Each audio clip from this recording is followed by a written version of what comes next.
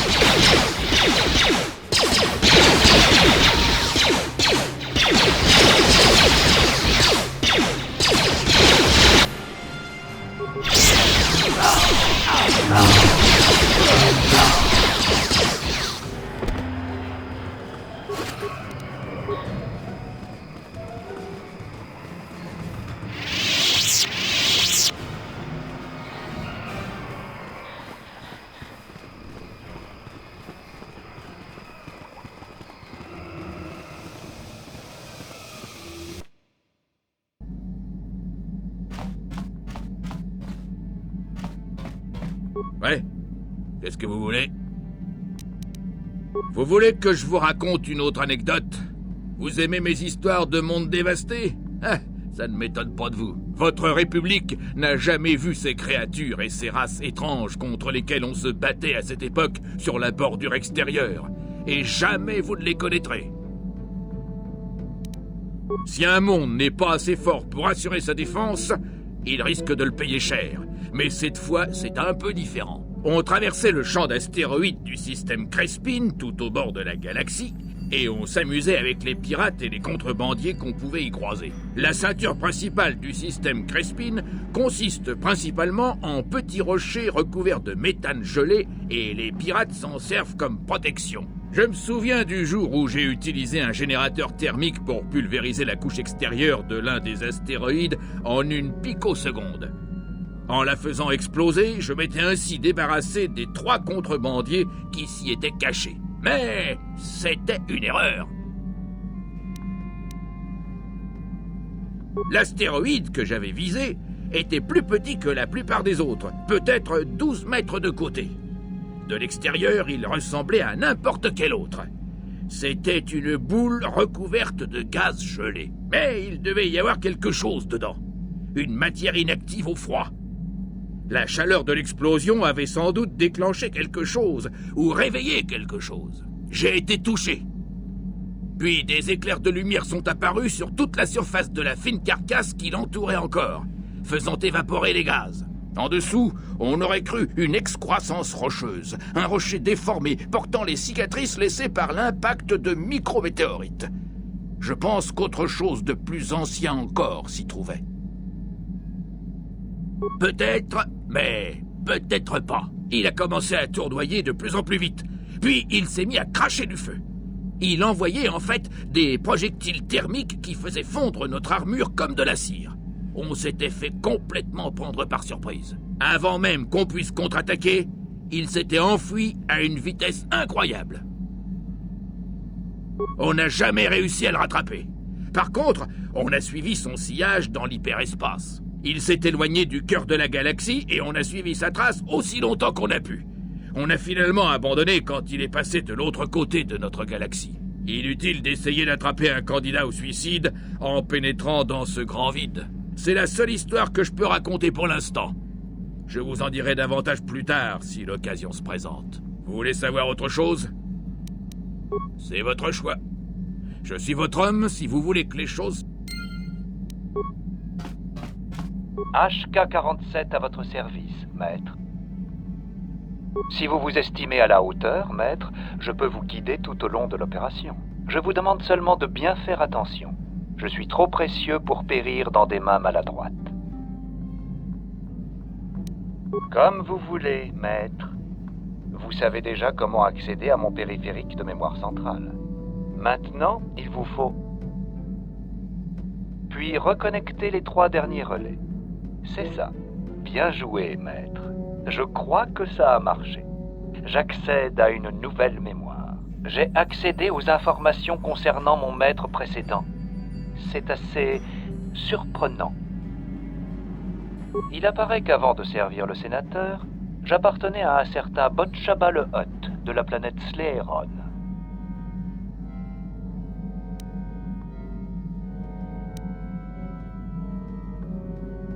Vous êtes injuste, maître. Il est vrai que Botchaba est mort d'une façon ignoble, mais je n'y suis pour rien. Enfin, pour très peu. D'après mes souvenirs, Botchaba a été, pendant quelque temps, un des gangsters les plus redoutés de Sléron. Je l'ai beaucoup aidé à asseoir sa réputation. En l'espace d'1 an, j'ai éliminé pas moins de 322 sacs à viande. Ces contrats ont fait la fortune de Botchaba.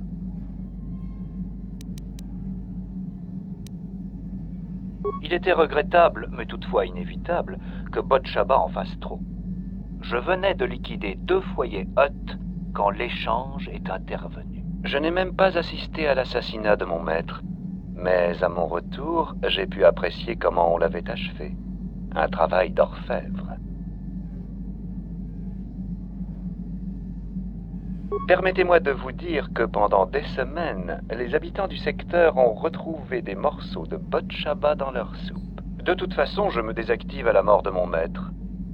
Le Hutt rival m'a pris avec l'ensemble des biens de mon maître. Si ce Hutt avait connu ma véritable fonction, il ne m'aurait pas vendu à un sénateur auquel il versait des pots de vin. Cela aurait convenu à mon tempérament, maître. Mais comme j'ai vécu de belles choses par la suite, cette planète ne m'a pas manqué. C'est sûr, maître. Je préférerais finir ma vie au combat plutôt que de rouiller dans une décharge. Négatif, maître. J'ai encore de la mémoire à récupérer si vous souhaitez essayer. Je crois pouvoir restaurer plusieurs programmes que le Hutt a installés pour améliorer mes performances. Oui, ils sont activés. Je me demande combien de maîtres morts j'ai encore à récupérer. Un droïde peut vivre très longtemps, vous savez.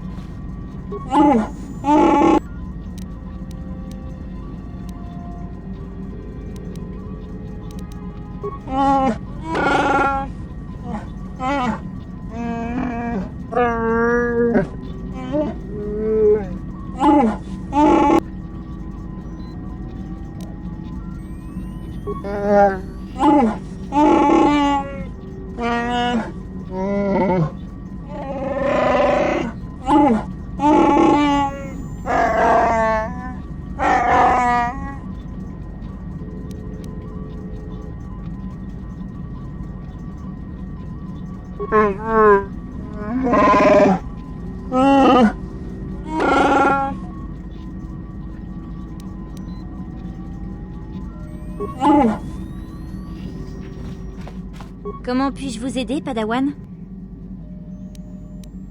De quoi voulez-vous me parler? J'ai repensé à notre voyage. Je suis flattée que vous ayez accepté de m'avoir à vos côtés. Je n'ai pas l'habitude d'être noté par quelqu'un qui est presque un étranger pour moi. Nous, les Cathares, nous ne nous lions pas facilement d'amitié. Même sur Dantooine, je restais seule. Pas tout à fait exclue, mais à l'écart.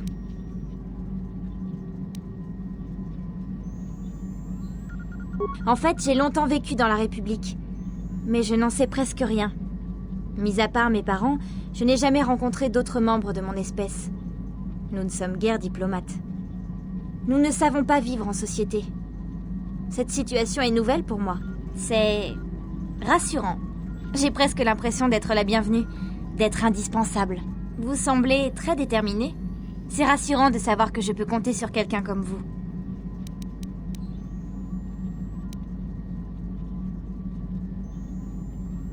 Être accepté aussi vite, c'est difficile à expliquer.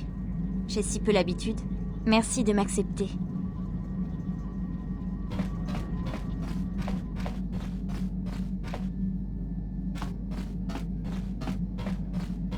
Salut, que puis-je faire pour vous?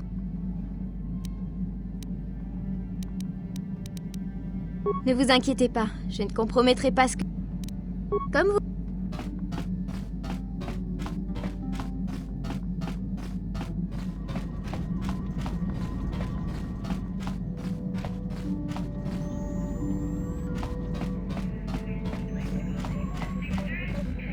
Que puis-je faire pour toi?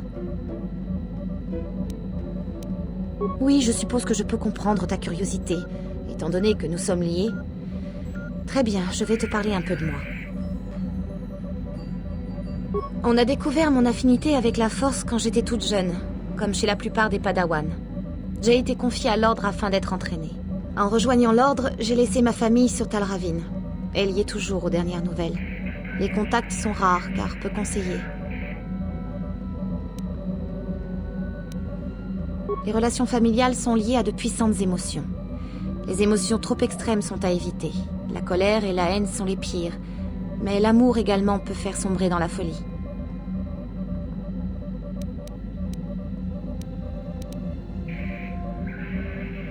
Les liens émotionnels peuvent être dangereux.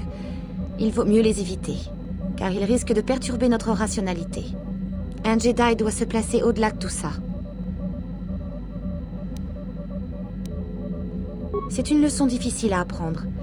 Je n'étais pas en bons termes avec toute ma famille, mais je me souviens que mon père m'a terriblement manqué pendant une longue période.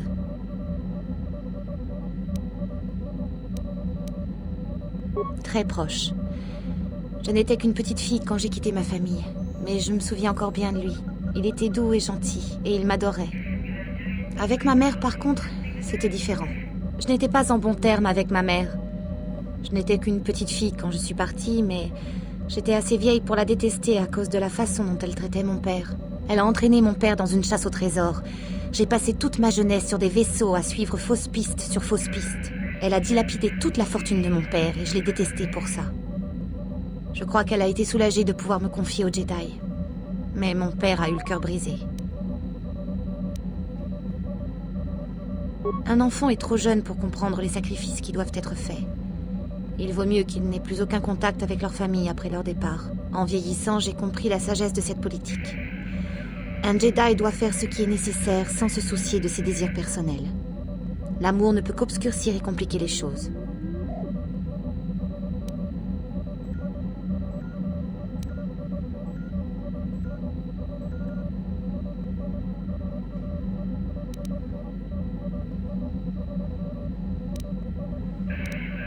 Même un Jedi ne peut pas toujours contrôler les élans du cœur. Nous devons faire de notre mieux pour nous en protéger, quel qu'en soit le prix. Mais certains sacrifices coûtent plus que d'autres. Je ne veux plus parler de ça. Je préférerais reprendre notre mission. Oui. Que se passe-t-il? Je suis pas très doué pour la conversation. Je sais que je vous dois des excuses, et à plus d'un titre. J'étais tellement impatient d'en découdre avec Saul pendant la bataille de Taris, et voilà que les Jedi nous envoient à la recherche de ces cartes stellaires. Je réalise l'importance de cette mission, mais je me demande à quoi je sers. Je sais me battre, c'est sûr, mais je ne suis pas un Jedi. Tout cela me dépasse un peu.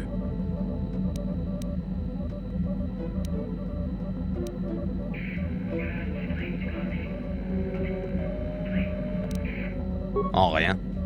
Cela fait longtemps que je n'ai pas eu à penser à ce genre de choses. Je déteste ne pas savoir ce qui se passe. Je me sens impuissant. Ce n'était pas une raison pour m'énerver contre vous.